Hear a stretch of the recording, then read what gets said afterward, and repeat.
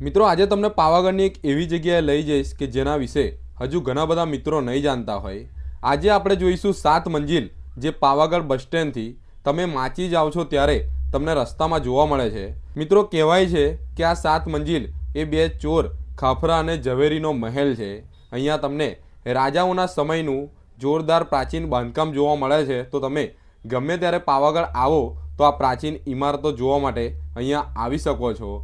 અહીંયા તમને ઊંચી ઊંચી દિવાલો, જૂના પ્રાચીન પગથિયા અને સાથે જ અહીંયા જે 7 મંજિલ છે ત્યાંથી તમે પાવાગઢ જંગલની અંદર જે ખુનિયા મહાદેવનું મંદિર આવેલું છે તે મંદિરનો પણ તમે એક જોરદાર વ્યૂ અહીંયાથી જોઈ શકો છો.